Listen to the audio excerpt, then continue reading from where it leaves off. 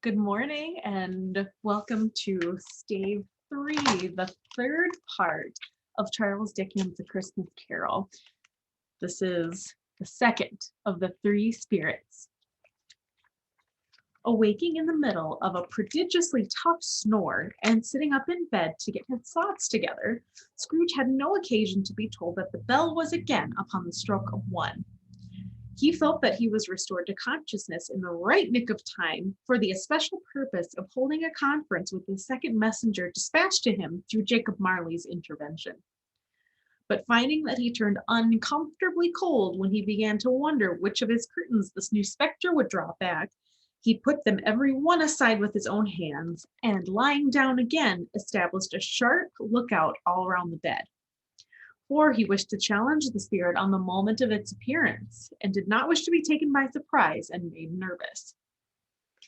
Gentlemen of the free and easy sort, who plumed themselves on being acquainted with a move or two, and being unusually equal to the time of day, express the wide range of their capacity for adventure by observing that they are good for anything from pitch and toss to manslaughter, between which opposite extremes, no doubt, there lies a tolerably wide and comprehensive range of subjects.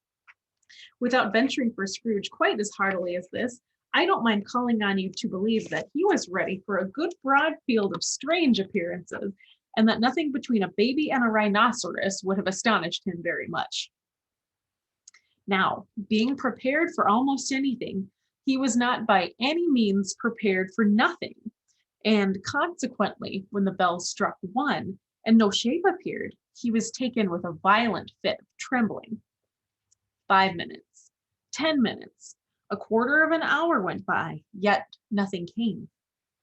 All this time he lay upon his bed, the very core and center of a blaze of ruddy light, which streamed upon it when the clock proclaimed the hour, and which, being only light, was more alarming than a dozen ghosts, as he was powerless to make out what it meant or would be at, and was sometimes apprehensive that he might be at that very moment an interesting case of spontaneous combustion, without having the consolation of knowing it. At last, however, he began to think, as you or I would have thought at first, for it is always the person, not the predicament, who knows what ought to have been done in it, and would unquestionably have done it too. At last, I say, he began to think that the source and secret of this ghostly light might be in the adjoining room, from whence, on further tracing, it seemed to shine. This idea taking full possession in his mind, he got up softly and shuffled in his slippers to the door. The moment Scrooge's hand was on the lock, a strange voice called him by his name and bade him enter. He obeyed. It was his own room, there was no doubt about that, but it had undergone a surprising transformation. The walls and ceiling were so hung with living green that it looked a perfect grove, from which every part of which bright gleaming berries glistened.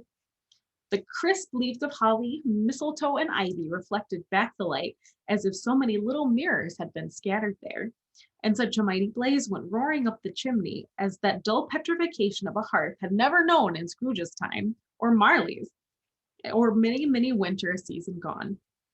Heaped upon the floor to form a kind of throne were turkeys, geese, game, poultry, brawn, great joints of meat, suckling pigs, long wreaths of sausages, mince pies, plum puddings, barrels of oysters, red hot chestnuts, cherry cheeked apples, juicy oranges, luscious pears, immense 12th cakes, and seething bowls of punch, that they made the chamber dim with their delicious steam. In an easy state upon the couch, there sat a jolly giant, glorious to see, who bore a glowing torch, in shape not unlike Plenty's horn, and held it up, high up, to shed its light on Scrooge as he came peeping round the door. "Come in," exclaimed the ghost. "Come in, and know me better, man." Scrooge entered timidly and hung his head before the spirit. He was not the dogged Scrooge he had been, and though the spirit's eyes were clear and kind, he did not like to meet him. "I am the ghost of Christmas present," said the spirit. "Look upon me." Scrooge reverently did so. It was clothed in one simple green robe or mantle, bordered with white fur. This garment hung so loosely on the figure that its capacious breast was bare, as if disdaining to be warded or concealed by any artifice. Its feet, observable beneath the ample folds of the garment, were also bare, and on its head it wore no other covering than a holly wreath, set here and there with shining icicles. Its dark brown curls were long and free, free as its genial face, its sparkling eye, its open hand, its cheery voice, its unconstrained demeanor, and its joyful air. Girded round its middle was an antique scabbard, but no sword was in it, and the ancient sheath was eaten up with rust. "You have never seen the likes of me before," exclaimed the spirit. "Never," Scrooge made answer to it. "Have never walked forth with the younger members of my family, meaning, for I am very young, my elder brothers born in these later years?" pursued the phantom. "I don't think I have," said Scrooge. "I am afraid I have not. Have you had many brothers, spirit?" "More than 1,800, said the ghost. "A tremendous family to provide for," muttered Scrooge. The ghost of Christmas present rose. "Spirit," said Scrooge submissively, "conduct me where you will. I went forth last night on compulsion, and I learned a lesson which is working now. Tonight, if you have aught to teach me, let me profit by it. Touch my robe." Scrooge did as he was told, and held it fast. Holly, mistletoe, red berries, ivy, turkeys, geese, game, poultry, brawn, meat, pigs, sausages, oysters, pies, puddings, fruit, and punch all vanished instantly. So did the room, the fire, the ruddy glow, the hour of night, and they stood on the city streets on Christmas morning, where, for the weather was severe, the people made a rough, but brisk and not unpleasant kind of music, in scraping the snow from the pavement in front of their dwellings, and from the tops of their houses, where it was mad delight to the boys to see it come plumping down into the road below and splitting into artificial little snowstorms. The house fronts looked black enough, and the windows blacker, contrasting with the smooth white sheet of snow upon the roofs, and with the dirtier snow upon the ground, which last deposit had been plowed up in deep furrows by the heavy wheel of carts and wagons, furrows that crossed and recrossed each other hundreds of times, where great streets branched off and made intricate channels hard to trace in the thick yellow mud and icy water. The sky was gloomy, and the shortest streets were choked up with a dingy mist, half thawed, half frozen, whose heavier particles descended in a shower of sooty atoms, as if all the chimneys in Great Britain had, by one consent, caught fire, and were blazing away to their dear hearts' content. There was nothing very cheerful in the climate or the town, and yet there was an air of cheerfulness abroad that the clearest summer air and brightest summer sun might have endeavored to diffuse in vain. For the people who were shoveling away on the housetops were jovial and full of glee, calling out to one another from the parapets, and now and then exchanging a facetious snowball, better-natured missile far than many a wordy jest, laughing heartily as if it went right and not less heartily if it went wrong. The poulterers' shops were still half open, and the fruiterers were radiant in their glory. There were great, round, pot-bellied baskets of chestnuts, shaped like the waistcoats of jolly old gentlemen, lolling at the doors and tumbling out into the street in their apoplectic opulence. There were ruddy, brown-faced, broad-girthed Spanish onions, shining in the fatness of their growth like Spanish friars, and winking from their shelves in wanton slyness at the girls as they went by, and glanced demurely at the hung-up mistletoe. There were pears and apples, clustered high in blooming pyramids. There were bunches of grapes, made in the shopkeeper's benevolence to dangle from conspicuous hooks that people's mouths might water as they passed. There were piles of filberts, mossy and brown, recalling in their fragrance ancient walks among the woods, and pleasant shufflings ankle-deep through the withered leaves. There were Norfolk biffins, squab and swarthy, setting off the yellow of the oranges and lemons, and, in the great compactness of their juicy persons, urgently entreating and beseeching to be carried home in paper bags and eaten after dinner. The very gold and silver fish, set forth among these choice fruits in a bowl, though members of a dull and stagnant-blooded race, appeared to know that there was something going on, and, to a fish, were gasping round and round their little world in slow and passionless excitement. The grocers, nearly closed with perhaps 2 shutters down, or 1, but through those gaps such glimpses.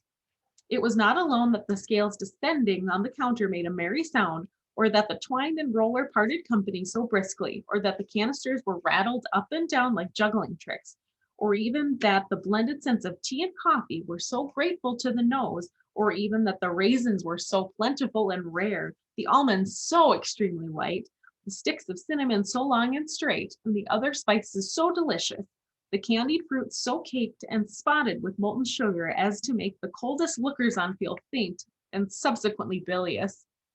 Nor was it that the figs were moist and pulpy, or that the French plums blushed in modest tartness from their highly decorated boxes, or that everything was good to eat and in its Christmas dress, but the customers were also hurried and so eager in the hopeful promise of the day that they tumbled up against each other at the door, crashing their wicker baskets wildly, and left their purchases upon the counter, and came running back to fetch them, and committed hundreds of the like mistakes in the best humor possible, while the grocer and his people were so frank and fresh that the polished hearts with which they fastened their aprons behind might have been their own, worn outside for general inspection, and for Christmas daws to peck at if they choose.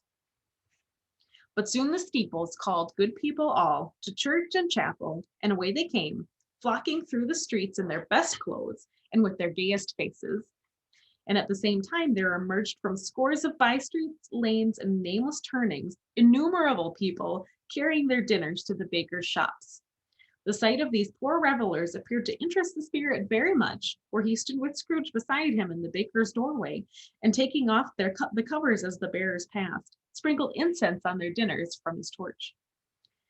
And it was a very uncommon kind of torch, for once or twice when there were angry words between some dinner carriers who had jostled each other, he shed a few drops of water on them from it, and their good humor was restored directly. For they said it was a shame to quarrel upon Christmas Day, and so it was. God love it, so it was. In time the bells ceased, and the bakers were shut up, and yet there was a genial shadowing forth of all these dinners and the progress of their cooking in the thawed blotch of wet above each baker's oven, where the pavement smoked as if its stones were cooking too. Is there a particular flavor in what you sprinkle from your torch? Asked Scrooge. There is, my own. Would it apply to any kind of dinner on this day? Asked Scrooge. To any kindly given, to a poor one most. Why to a poor one most? Asked Scrooge. Because it needs it most. Spirit, said Scrooge after a moment's thought, I wonder you, of all the beings in the many worlds about us, should desire to cramp these people's opportunities of innocent enjoyment. I, cried the spirit. You would deprive them of their means of dining every seventh day, often the only day on which they can be said to dine at all, said Scrooge, wouldn't you? I, cried the spirit. You seek to close these places on the seventh day, said Scrooge, and it comes to the same thing. I seek, exclaimed the spirit. Forgive me if I am wrong. It has been done in your name, or at least in that of your family, said Scrooge. There are some upon this earth of yours, returned the spirit, who lay claim to know us, and who do their deeds of passion, pride, ill will, hatred, envy, bigotry, and selfishness in our name, who are as strange to us and all our kith and kin as if they had never lived. Remember that, and charge their doings on themselves, not us. Scrooge promised that he would, and they went on, invisible as they had been before, into the suburbs of the town. It was a remarkable quality of the ghost, which Scrooge had observed at the baker's, that notwithstanding his gigantic size, he could accommodate himself into any place with ease, and that he stood beneath a low roof quite as gracefully and like a supernatural creature as it was possible he could have done in any lofty hall. And perhaps it was the pleasure the good spirit had in showing off this power of his, or else it was his own kind, generous, hearty nature, and the sympathy with all poor men that led him straight to Scrooge's clerks. For there he went, and took Scrooge with him, holding his robe, and on the threshold of the door the spirit smiled, and stopped to bless Bob Cratchit's dwelling with the sprinkling of his torch. Think of that. Bob had but 15 bob a week himself. He pocketed on Saturdays but 15 copies of his Christian name, and yet the ghost of Christmas present blessed his four-roomed house. Then up rose Mrs. Cratchit, Cratchit's wife, dressed out but poorly in a twice-turned gown, but brave in ribbons, which are cheap and make a goodly show for sixpence. And she laid the cloth, assisted by Belinda Cratchit, second of her daughters, also brave in ribbons, while Master Peter Cratchit plunged a fork into it, the saucepan of potatoes, and getting the corners of his monster shirt collar, Bob's private property, conferred upon his son and heir in honor of the day, into his mouth, rejoiced to find himself so gallantly attired, and yearned to show his linen in the fashionable parks. And now two smaller Cratchits, boy and girl, came tearing in, screaming that outside the baker's they had smelt the goose and known it for their own, and basking in luxurious thoughts of sage and onion. And these young Cratchits danced about the table and exalted Master Peter Cratchit to the skies. Well, he, not proud, although his collars nearly choked him, blew the fire until the slow potatoes bubbling up knocked loudly at the saucepan lid to be let out and peeled. "What has ever got your precious father then?" said Mrs. Cratchit, "and your brother Tiny Tim? And Martha weren't as late that last Christmas Day by half an hour?" "Here's Martha, mother," said a girl, appearing as she spoke. "Here's Martha, mother," cried the two young Cratchits. "Hurrah! There's such a goose, Martha." "Why, bless your heart alive, my dear, how late you are," said Mrs. Cratchit, kissing her a dozen times and taking off her shawl and bonnet with an officious zeal. "We had a great deal of work to finish up last night," replied the girl, "and had to clear away this morning, mother." "Well, never mind so long as you come," said Mrs. Cratchit. "Sit ye down before the fire, my dear, and have a warm, Lord bless ye." "No, no, there's father coming," cried the two young Cratchits, who were everywhere at once. "Hide, Martha, hide." So Martha hid herself, and in came little Bob, her father, with at least 3 feet of comforter, exclusive of the fringe, hanging down before him, and his threadbare clothes darned up and brushed to look seasonable, and Tiny Tim upon his shoulder. Alas for Tiny Tim, he bore a little crutch and had his limbs supported by an iron frame. "Why, where's our Martha?" cried Bob Cratchit, looking round. "Not coming," said Mrs. Cratchit. "Not coming," said Bob, with a sudden declension in his high spirits, for he had been Tim's blood horse all the way home from church and had come home rampant. "Not coming on Christmas Day." Martha didn't like to see him disappointed, if it were only in joke, so she came out prematurely from behind the closet door and ran into his arms, while the two young Cratchits hustled Tiny Tim and bore him off into the wash-house that he might hear the pudding singing in the copper.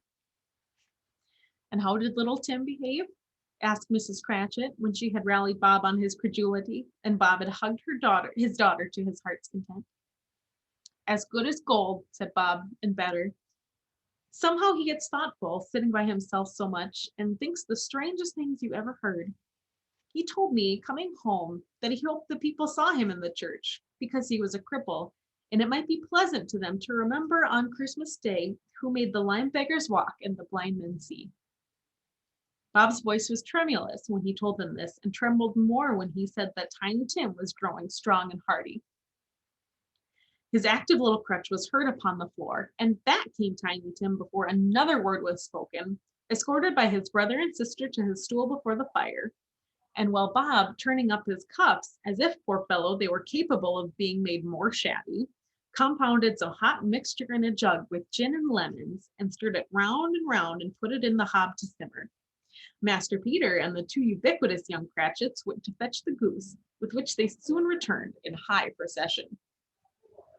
Such a bustle ensued that you might have thought a goose the rarest of all birds, a feathered phenomenon, to which a black swan was a matter of course.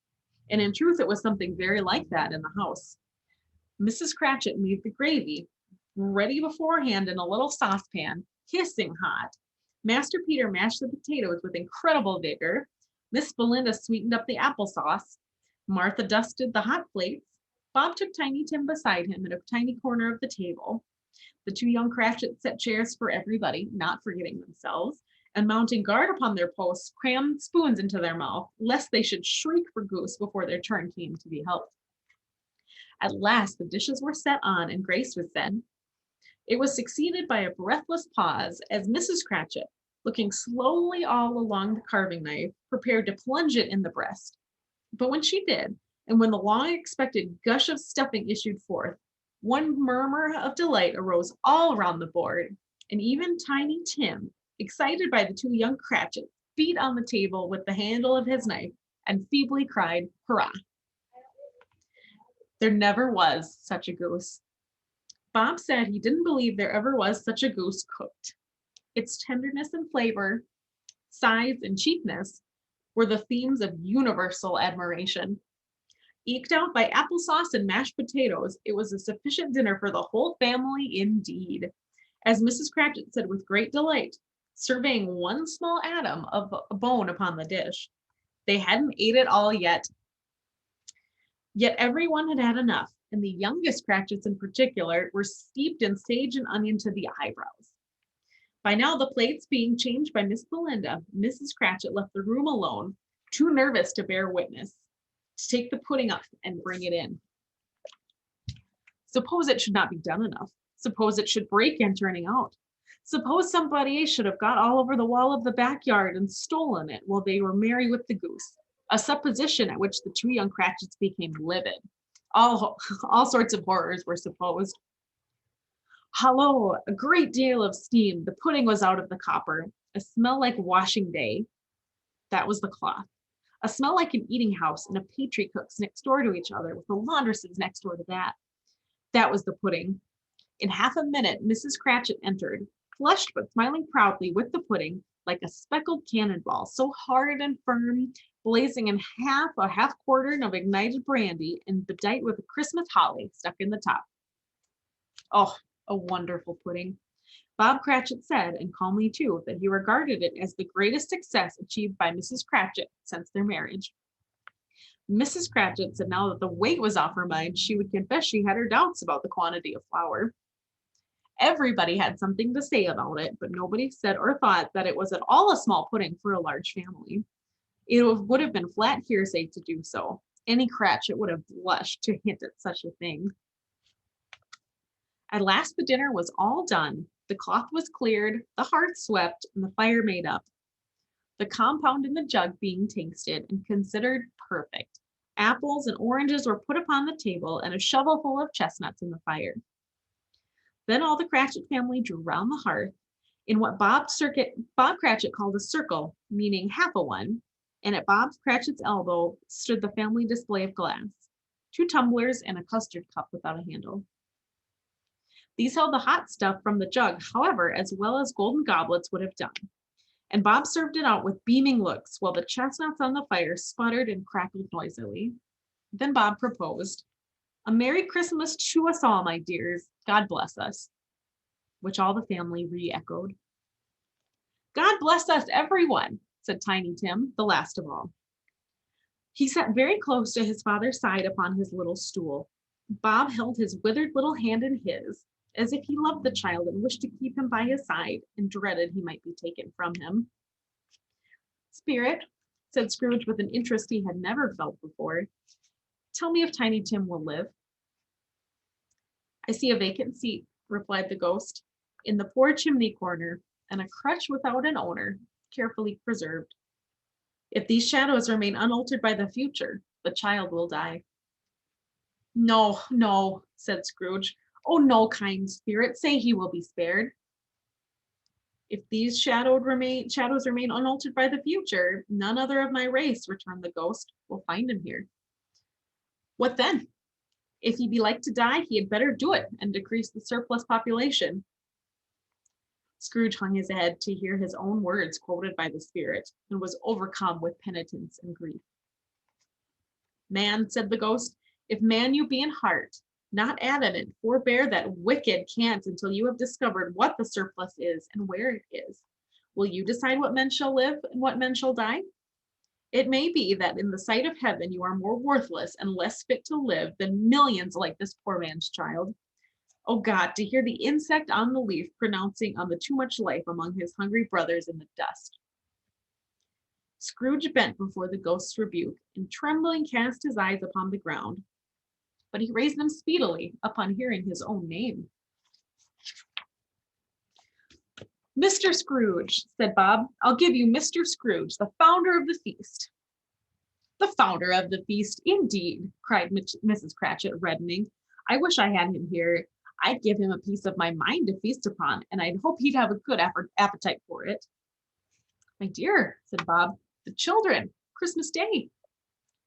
It should be Christmas Day, I am sure, said she, on which one drinks the health of such an odious, stingy, hard, unfeeling man as Mr. Scrooge. You know he is, Robert. Nobody knows it than you do, poor fellow. My dear, was Bob's mild answer, Christmas Day. I'll drink his health for your sake and the day's, said Mrs. Cratchit, not for his. Long life to him, a Merry Christmas and a Happy New Year. He'll be very merry and very happy, I have no doubt. The children drank the toast after her. It was the first of their proceedings which had no heartiness. Tiny Tim drank it last of all, but he didn't care twopence for it. Scrooge was the ogre of the family. The mention of his name cast a dark shadow on the party, which was not dispelled for a full 5 minutes. After it had passed away, they were 10 times merrier than before, from the mere release of Scrooge the Baleful being done with. Bob Cratchit told them how he had a situation in his eye for Master Peter, which would bring in, if obtained, full 5 and 6 pence weekly. The 2 young Cratchits laughed tremendously at the idea of Peter's being a man of business, and Peter himself looked thoughtfully at the fire from between his collars, as if he were deliberating what particular investments he should favor when it came to the receipt of that bewildering income. Martha, who was a poor apprentice at a milliner's, then told them what kind of work she had to do and how many hours she worked at a stretch, and how she meant to lie abed tomorrow morning for a good long rest, tomorrow being a holiday she passed at home, and how she had seen a countess and a lord some days before, and how the lord was much about as tall as Peter, at which Peter pulled up his collar so high that you couldn't have seen his head if you had been there. All this time the chestnuts and the jug went round and by they had a song about a lost child traveling in the snow from Tiny Tim, who had a plaintive little voice and sang it well indeed. There was nothing of high mark in this. They were not a handsome family. They were not well dressed. Their shoes were far from being waterproof. Their clothes were scanty, and Peter might have known, and very likely did, the inside of a pawnbroker's.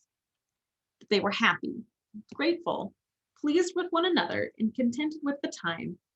And when they faded, they looked happier yet in the bright sprinklings of the spirit's torch at passing. Scrooge had his eye upon them, and especially on Tiny Tim, until the last. By this time it was getting dark and snowing pretty heavily, and as Scrooge and the spirit went along the streets, the brightness of the roaring fires in the kitchens, parlors, and all sorts of rooms was wonderful. Here the flickering blaze showed preparations for a cozy dinner, with hot plates baking through and through before the fire, and deep red curtains ready to be drawn to shut out the cold and darkness. There all the children of the house were running out into the snow to meet their married sisters, brothers, cousins, aunts, uncles, and to be the first to greet them. Here again were shadows on the window blind of guests assembling, and there a group of handsome girls, all hooded and fur-booted, and all chattering at once, tripped lightly off to some near neighbor's house, where, woe upon the single man who saw them enter, artful witches well they knew it, in a glow. But if you had judged from the numbers of people on their way to friendly gatherings, you might have thought that no one was at home to give them welcome when they got there, instead of every house expecting company and piling up its fires half chimney high. Blessings on it, how the ghost exulted, how it bared its breadth of breast and opened its capricious palm and floated on, outpouring with a generous hand its bright and harmless mirth on everything within its reach. The very lamplighter who ran on before, dotting the dusky street with specks of light, and who was dressed to spend the evening somewhere, laughed out loudly as the spirit passed, though little kenned the lamplighter that he had any company with Christmas.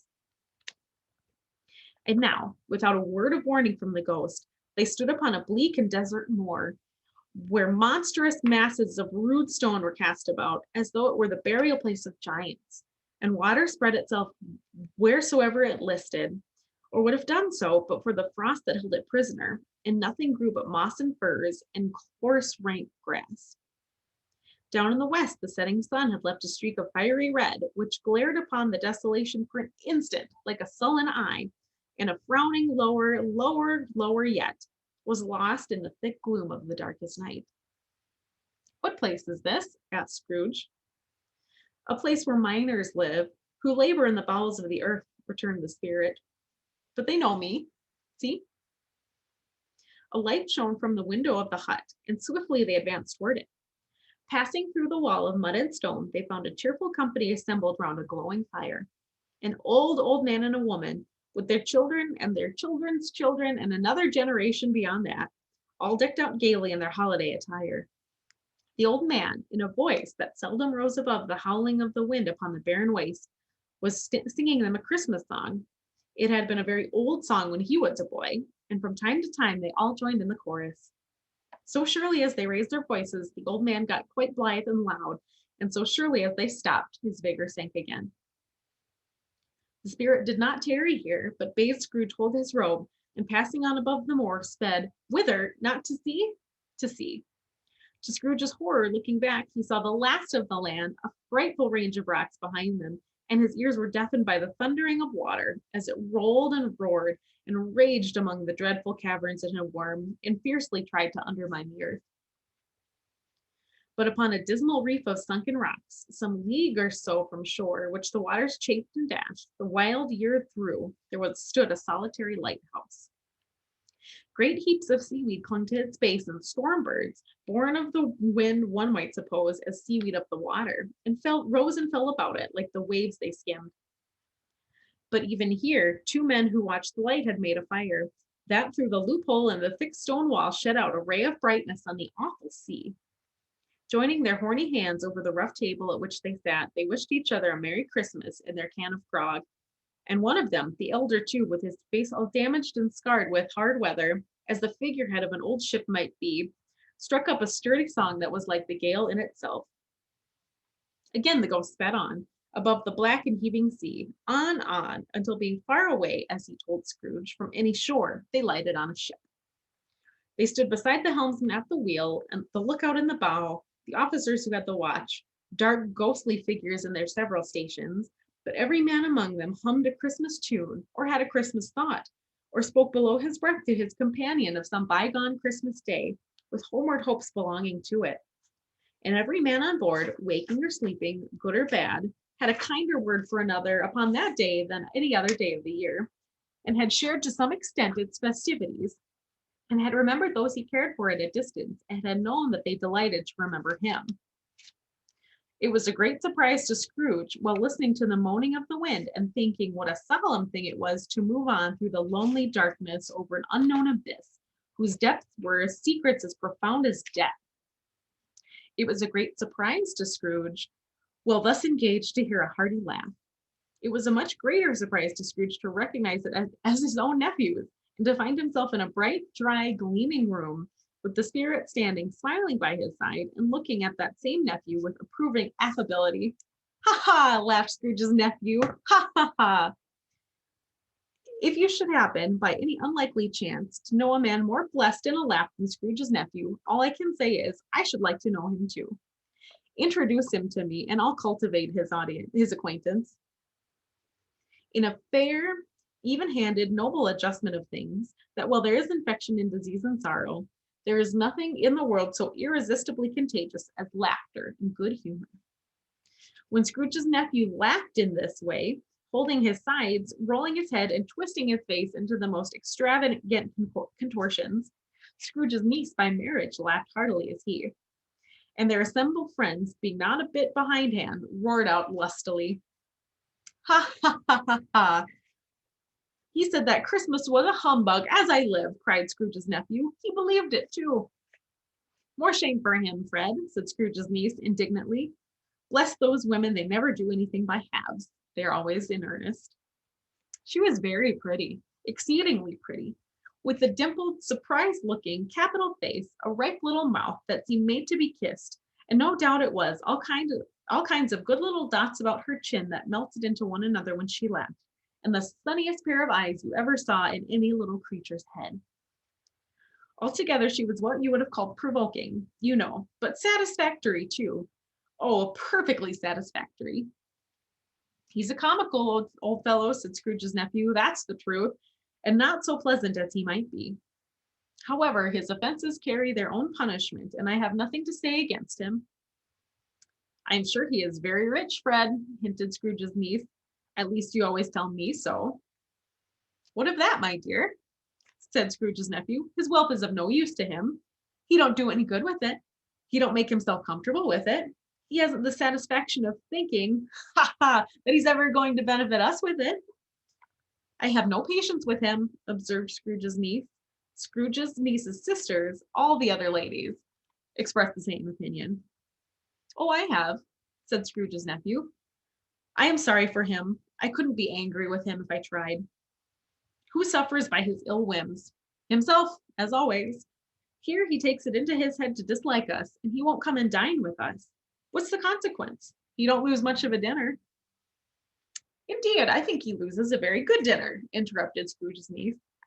Everybody else said the same, and they must be allowed to have been competent judges because they had just had dinner, and with the dessert upon the table, were clustered round the fire by lamplight. Well, I'm very glad to hear it, said Scrooge's nephew, because I haven't a great faith in these young housekeepers. What do you say, Topper?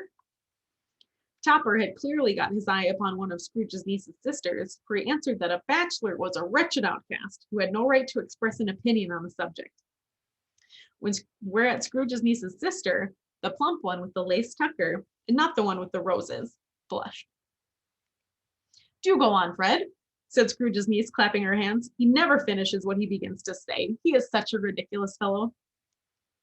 Scrooge's nephew reveled in another laugh, and as it was impossible to keep the infection off, though the plump sister tried hard to do it with aromatic vinegar, his example was unanimously followed. I was only going to say, said Scrooge's nephew, that the consequence of his taking a dislike to us and not making merry with us is, as I think, that he loses some pleasant moments, which could do him no harm. I am sure he loses pleasanter companions than he can find in his own thoughts, either in his moldy old office or his dusty chambers. I mean to give him the same chance every year, whether he likes it or not, for I pity him.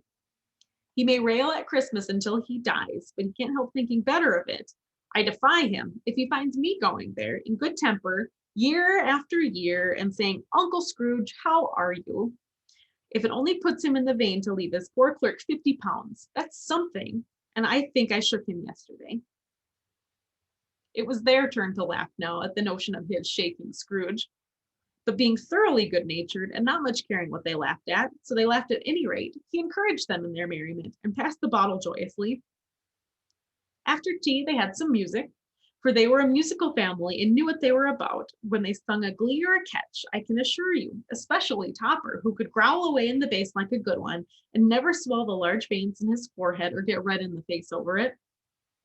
Scrooge's niece played well upon the harp and played among other tunes a simple little air, a mere nothing, you might learn to whistle it in 2 minutes, which had been familiar to the child who fetched Scrooge from the boarding school, as he had been reminded by the ghost of Christmas past. When this strain of music sounded, all the things the ghost had shown him came upon his mind.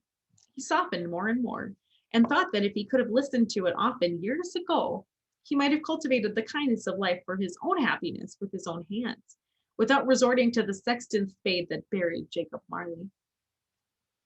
But they didn't devote the whole evening to music. After a while, they played at forfeits, for it is good to be children sometimes, and never better than at Christmas, when its mighty founder was a child himself. Stop. There was first a game at blind man's bluff. Of course there was. And I no more believe Topper was really blind than I believe he had his eyes on his boots. My opinion is that it was a done thing between him and Scrooge's nephew, and that the ghost of Christmas present knew it. The way he went after that plump sister and the lace tucker was an outrage on the credulity of human nature. Knocking down the fire irons, tumbling over the chairs, bumping against the piano, smothering himself among the curtains, wherever she went, there went he. He always knew where the plump sister was. He wouldn't catch anybody else. If you had fallen up against him, as some of them did on purpose, he would have made a feint of endeavoring to seize you, which would have been an affront to your understanding, and would have instantly sidled off in the direction of the plump sister. She often cried out that it wasn't fair, and it really was not. But when at last he caught her, when in spite of all her silken rustlings and her rapid flutterings past him, he got her into a corner whence there was no escape, then his conduct was the most execrable. For his pretending not to know her, his pretending that it was necessary to touch her headdress, and to further assure himself of her identity by pressing a certain ring upon her finger and a certain chain about her neck, was vile, monstrous. No doubt she told him her opinion of it when, another blind man being in office, they were so very confidential together behind the curtains. Scrooge's niece was not one of the blind man's bluff party, but was made comfortable with a large chair and a footstool in a snug corner where the ghost and Scrooge were close behind her. But she joined in the forfeits and loved her love to admiration with all the letters of the alphabet. Likewise, at the game of how, when, and where, she was very great, and to the secret joy of Scrooge's nephew, beat her sisters hollow, though they were sharp girls too, as Topper could have told you. There might have been 20 people there, young and old, but they all played, and so did Scrooge, for wholly forgetting in the interest he had what was going on, that his voice made no sound in their ears. And sometimes he came out with his guess quite loud, and very often guessed right, too, for the sharpest needle, best Whitechapel warranted not to cut in the eye, was not sharper than Scrooge, blunt as he took it in his head to be. The ghost was greatly pleased to find him in this mood, and looked upon him with such favor that he begged like a boy to be allowed to stay until the guests departed. But this, the spirit said, could not be done. Here is a new game, said Scrooge. Only half hour, spirit, only one. It was a game called Yes and No, where Scrooge's nephew had to think of something and the rest might find out what, he only answering their questions, yes or no. And the case was. The brisk fire of questioning to which he was exposed elicited from him that he was thinking of an animal, a live animal, rather a disagreeable animal, a savage animal, an animal that growled and grunted sometimes and talked sometimes and lived in London and walked about the streets and wasn't made a show of and wasn't led by anybody and didn't live in a menagerie and was never killed in a market and was not a horse or an ass or a cow or a bull or a tiger or a dog or a pig or a cat or a bear. At every fresh question that was put to him, this nephew burst into a fresh roar of laughter and was so inexpressibly tickled that he was obliged to get up off the sofa and stamp. At last, the plump sister, falling into a familiar state, cried out, I have found it out. I know what it is, Fred. I know what it is. What is it? Cried Fred. It's your Uncle Scrooge. Which it certainly was. Admiration was the universal sentiment, though some objected that the reply to, is it a bear? Ought to have been yes, insomuch as an answer in the negative was sufficient to have diverted their thoughts from Mr. Scrooge, supposing they ever had any tendency that way. He has given us plenty of merriment, I am sure, said Fred, and it would be ungrateful not to drink to his health. Here's a glass of mulled wine ready to our hand at this moment, and I say Uncle Scrooge. Well, Uncle Scrooge, they cried. A Merry Christmas and a Happy New Year to the old man, wherever he is, said Scrooge's nephew. He wouldn't take it from me, but may he have it nevertheless. Uncle Scrooge. Uncle Scrooge had imperceptibly become so gay and light of heart that he would have pledged the unconscious company in return and thanked them in an inaudible speech if the ghost had given him time. But the whole scene passed off in the breath of the last word spoken by his nephew, and he and the spirit were again upon their travels. Much they saw, and far they went, and many homes they visited, but always with a happy end. The spirit stood beside sick beds, and they were cheerful, on foreign lands, and they were close at home, by struggling men, and they were patient in their greater hope, by poverty, and it was rich. In almshouse, hospital, and jail, in misery's every refuge, where vain man in his little brief authority had not made fast the door and barred the spirit out, he left his blessing and taught Scrooge his precepts. It was a long night, if it were only a night, but Scrooge had his doubts of this, because the Christmas holidays appeared to be condensed into the space of time they passed together. It was strange, too, that while Scrooge remained unaltered in his outward form, that the ghost grew older, clearly older. Scrooge had observed this change, but never spoke of it until they left a children's 12th night party, when, looking at the spirit as they stood together in an open place, he noticed his hair was gray. Are spirits' lives so short? Asked Scrooge. My life upon this globe is very brief, replied the ghost. It ends tonight. Tonight? Cried Scrooge. Tonight at midnight. Hark! The time is drawing near. The chimes were ringing at 11:75 at that moment. Forgive me if I am not justified in what I ask, said Scrooge, looking intently at the spirit's robe, but I see something strange and not belonging to yourself protruding from your skirts. Is it a foot or a claw? It might be a claw, For the flesh there is upon it, was the spirit's sorrowful reply. Look here. From the foldings of its robe it brought two children, wretched, abject, frightful, hideous, miserable. They knelt down at its feet and clung upon the outsides of its garment. Oh man, look here. Look, down here, exclaimed the ghost. They were a boy and a girl, yellow, meager, ragged, scowling, wolfish, but prostrate too in their humility. Where graceful youth should have filled their features out and touched them with its freshest tints, a stale and shriveled hand like that of age had pinched and twisted them and pulled them into shreds. Where angels might have sat enthroned, devils lurked and glared out menacing. No change, no degradation, no perversion of humanity. In any grade, through all the mysteries of wonderful creation, has monsters half so horrible and dread. Scrooge started back, appalled. Having them shown to him in this way, when he tried to say they were fine children, but the words choked themselves, rather than be parties to a lie of such enormous magnitude.